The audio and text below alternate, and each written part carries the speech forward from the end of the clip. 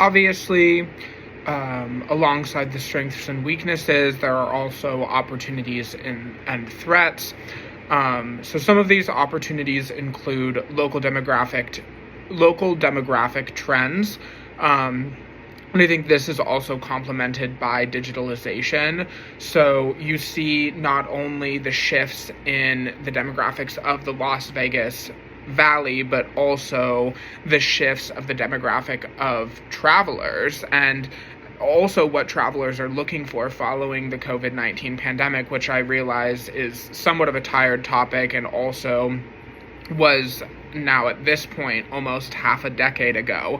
However, you are still seeing people who are finally taking opportunities to go and travel following that pandemic. And so through that and the capitalization of a digital market, the Four Seasons has a real opportunity to be able to really bring it home in terms of what they're able to sell. You pair this with their proximity to not only McCarran International Airport, but also the private jet terminals. They're really sitting on a prime market with these shifts in demographic trends to really pounce on that and attack a digital market and find themselves at a competitive advantage through those opportunities. And this takes a step further through strategic business partnerships and also the sports that have taken over Las Vegas. By really deciding a benefit of partnerships with new opportunities in Vegas, whether that's, huge example, Formula One, or other sporting events. We had Super Bowl. Allegiant Stadium is right there at the Four Seasons property. And so both of those pose huge opportunities for them to maybe diversify their market a little bit, which hits the last point of the diversification of their customer base. Their threats: strong competitive forces. You have other luxury properties in town that are far bigger and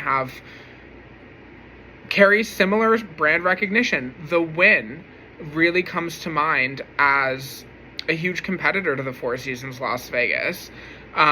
Economic forces, whether that is in terms of what people have access to in terms of their money and ability to take a vacation, it's a huge factor and a huge threat. People don't have a lot of extra money at this time, and so we see an interesting mix of people who really want to get out and travel, but how are we going to make it happen, and do they want to pay that premium? Terrorist risk. Obviously, the events of October 1 took place at Mandalay Bay, and this is absolutely tragic and should be something that the resort does consider in their operations moving forward, not necessarily from a standpoint of a risk of duplication, but just of a risk of public safety. With the high caliber events taking place in the city, it really is something to consider and something that is a threat to properties, to reputation, and to the safety and livelihood, most importantly, of travelers and locals alike, employees. So yeah.